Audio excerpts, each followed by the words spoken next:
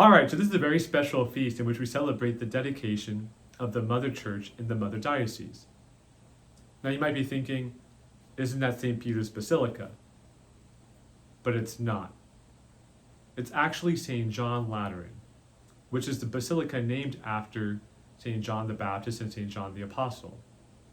And it's the Pope's Cathedral, which is why it's the Mother Church for the whole Universal Church. So all the Sunday readings have to deal with the idea of the church. In the Gospel on Sunday, we hear about Jesus cleansing the temple, in which he drives out the animals and the money changers, in which the animals represent our sins, but the money changers represent the root cause of our sins, that Jesus wants to drive out from us so we can be a fit dwelling place for God. And that ties to the first reading, in which the prophet Ezekiel has this vision in which he sees water flowing from the right side of the temple. So where do we see water flowing from the right side in the Gospels? It's at the cross, when Jesus' side is pierced by a lance, and out of his right side flows blood and water, the blood of the Eucharist and the waters of baptism, which constitute the church that gives life to the world.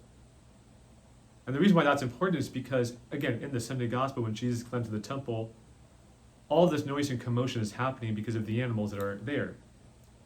And so likewise, when we come to church, sometimes there's so much of noise and distractions we're dealing with because of the fact we're inundated by so much in this world.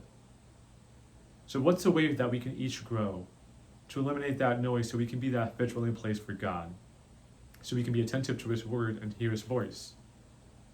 Perhaps one thing we can do is by just coming to Mass a few minutes earlier, dipping our fingers in that holy water font, dipping our fingers and blessing our children so we can focus at Mass, and taking a few minutes before Mass starts just to recollect ourselves and to pray, to bring our distractions, our worries, our concerns before God so we can be attentive to his voice.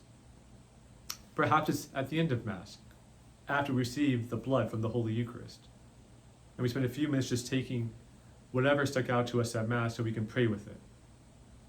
Or even during Mass, perhaps our kids are crying and we have to step into the narthex. But perhaps even there we can ask God just to help us to focus, to be attentive to his word. Because when we come together to worship, we build each other up. And that's why you are so indispensable to the church. Because by you coming to church, you build me up, you build the whole church up. And together as a church we are one. And so it's such a great joy to have you at church, to celebrate this feast with you, because each of us are meant to help the church to grow. Because you are valuable, you are precious, you are God's temple.